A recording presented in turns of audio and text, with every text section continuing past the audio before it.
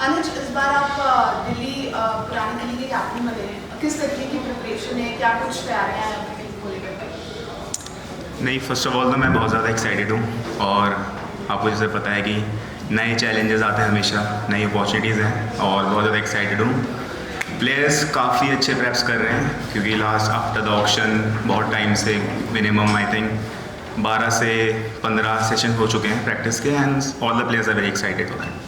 Pressure feel नहीं हो रहा है क्योंकि गिल, आपको पता ही है कि आप गुजरात टाइटंस में थे, 2 साल तक अभी गिल की कैप्टनसी में रहे हैं। खेलने का मौका नहीं मिला, लेकिन कुछ कॉन्फिडेंस वहाँ से ऐसा लग रहा है कि नहीं, वो वाला कॉन्फिडेंस जो गिल ने अपनी टीम में दिखाया था वो इस बार आपको पुरानी दिल्ली के साथ कुछ शेयर करेंगे? नहीं, डेफिनेटली जैसे आप इतनी अच्छी फ्रेंचाइजी के साथ अगर आप रहते हो तो अगर आप खेलते भी नहीं हो तो बहुत कुछ सीखने को मिलता है एंड आई थिंक वही गिल से भी और आशीष भैया से भी वही सीखने को मिलता है कि आप किस तरह से अपनी टीम को साथ में रखते हो irrespective of the result, but आप किस तरह से आपका माहौल रहता है टीम का, वो बहुत इंपॉर्टेंट रहता है। आई थिंक वही मैं माहौल और टेम्पलेट सेट करना चाहूँगा पुरानी दिल्ली 6 में। पुरानी दिल्ली पिछले 2 सीज़न में काफ़ी संघर्ष करने दिखी है, इस बार क्या ज़्यादा बोझ है, दबाव है कि इस बार बेहतर करना है क्योंकि पिछला 2 सीज़न अच्छा नहीं गया?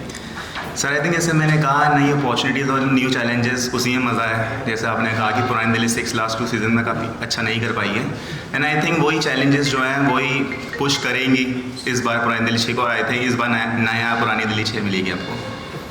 सिद्धांत, लास्ट ईयर आउटर दिल्ली की आप कप्तानी कर रहे थे, इस सीज़न की आप कप्तानी कर रहे हो। लास्ट सीज़न टीम उतना अच्छा नहीं कर पाई थी, इस बार क्या कुछ कॉम्बिनेशन, क्योंकि कुछ चेंजेस भी आपने करे हैं, नौवीन सलीम वगैरह आपकी टीम में आए, तो क्या कुछ कॉम्बिनेशन खिलाएंगे और किस तरीके से इस सीज़न आपकी टीम की परफॉर्मेंस रहने वाली है? क्योंकि लास्ट ईयर थोड़ी सी डिसअपॉइंटमेंट। यस मैम, बिल्कुल आप सही कह रहे हो। इस साल हमारा टीम कॉम्बिनेशन बहुत अच्छा बना हुआ है, सीनियर्स प्लेयर्स भी बहुत आए हैं हमारे पास, बैटिंग में ऑलराउंडर्स भी बहुत आए हैं और जैसे फास्ट बॉलिंग में नवदीप भी अभी एक इंडिया प्लेयर हमारे स्क्वाड में ऐड हुए हैं, ऊपर ओपनिंग में हमारा प्रियांश है। तो मतलब इस बार बहुत बैलेंस साइड बनी हुई है हम लोगों की, बहुत यंग टैलेंट है और बहुत अच्छा साइड बना हुआ है। अनुज, T20 में हमने देखा है कि जो हार्ड हिटर्स होते हैं मिडिल ओवर्स में उनकी जो रोल है वो और ज़्यादा बढ़ जाती है। पिछले बार अगर पुरानी दिल्ली को देखें तो वंश अकेला पड़ गया था जो नीचे से मार रहा था और फिर उस तरीके से उसे सपोर्ट नहीं मिल रहा था। इस बार कॉम्बिनेशन के हिसाब से क्या आप जो ओपनिंग ऑर्डर और मिडिल ऑर्डर उसे कैसा रखने वाले हो? सर बहुत ज़्यादा इंपॉर्टेंट है कि आप किस तरह से अपने ओपनर्स और मिडिल ऑर्डर्स को आप कॉम्बिनेशन में लेके चलते हो एंड आई थिंक इस साल जो हमारा मिडिल ऑर्डर रहेगा काफ़ी ज़्यादा स्ट्रॉन्ग रहेगा। आप देखोगे कि मैं खुद 3 या 4 पे खेलूँगा, उसके बाद देव लाकड़ा है, ललित यादव है आपके पास, रोहन राठी है एंड वी हैव अश्विन चिल्लर एज वेल जो मतलब काफ़ी अच्छा प्रोग्रेस दिखा रहा है कैंप्स में एंड आई थिंक इस बार ज़्यादा बेटर रहेगा। सिद्धांत, इस बार के ऑक्शन में सबसे अच्छा पिक क्या था आपकी टीम का? किस खिलाड़ी को जो सबसे अच्छा पिक कहेंगे जो टीम में शामिल किया आपने? पिक तो हमने वैसे बहुत सारे खिलाड़ी अच्छे पिक करे जो हमें लो कॉस्ट में मिल गए, बहुत ज़्यादा। जैसे नवदीप भी हमें सिर्फ बेस प्राइस में मिल गए और सी कैटेगरी में भी हमें जो हम लोगों की नज़र थी जिन लड़कों पे, वो हमने हमारे अकॉर्डिंगली हमको बहुत ही सस्ते रेटों में हमको मिले वो लोग। अनुज, आप IPL खेल रहे हैं काफ़ी सालों से, जो यंगस्टर्स हैं वो आपके पास आते हैं कि हमें कैसे आगे बढ़ना है, तो कैसे उनको आप गाइड करते हैं?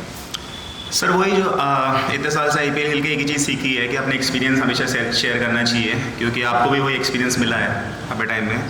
तो मेरा हमेशा ये रहता है कोई भी न्यू कमर अगर आता है तो बेस्ट आपकी क्या हेल्प कर सकते हो उनकी, रिगार्डलेस चाहे वो क्रिकेट से रिलेटेड हो या स्पोर्ट्स से रिलेटेड हो, हर चीज़ में मतलब आप क्या बेस्ट कर सकते हो, तो मेरा हमेशा से वही रहता है। अनुज, एक चीज़ बताओ, आप जैसे आपने बोला कि जब IPL में रहते हो काफ़ी कुछ सीखते हो, भले गेम टाइम ना मिले, खेलने का, लेकिन उसको डील करना कितना मुश्किल रहता है कि अगर आपको गेम मैचेस नहीं मिल रहे हैं, गेम टाइम नहीं मिल रहा है, मतलब उसको डील करना कितना मुश्किल होता है प्लेयर?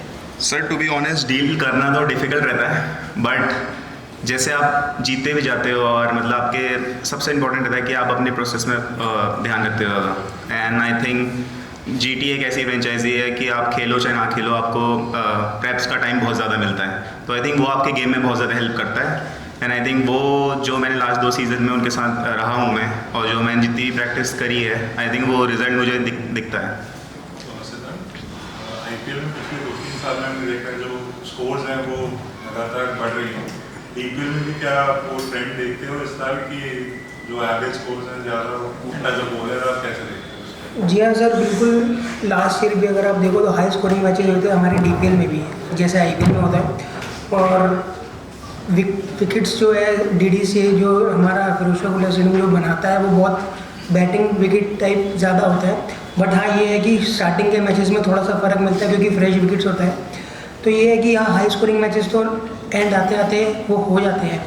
तो ये है कि बॉलिंग के लिए भी यही है कि जो अच्छी जगह पे बॉल डालेगा, प्रिपरेशन जिसकी जिस हिसाब से रहेगी अच्छी रहेगी, वो सर्वाइव ज़्यादा अच्छा करेगा। एज ए कैप्टन आप अपने बॉलर्स को मतलब क्या बोलो कि रन रोकने के लिए ज़्यादा बोलोगे या विकेट के लिए बोलोगे, क्योंकि रन तो बनना ही है। सर वही आपकी वाली बात बिल्कुल सही है, रन तो बनने ही है। बट हाँ यही है कि कौन कितने कम रन दे रहा है। अगर हम विकेट लेने जा रहे हैं तो फिर वो 20 ओवर के गेम के अंदर इतना जल्दी, कभी आपने कम ही सुना होगा कि टीमें ऑल आउट होती है, ऑल आउट टीमें बहुत ही कम होती है। तो मेन मोटिव यही रहता है कि जितने कम से कम हम रन रोक सके, जितने कम कंटेन कर सके रन, उतना ही बेस्ट रहता है।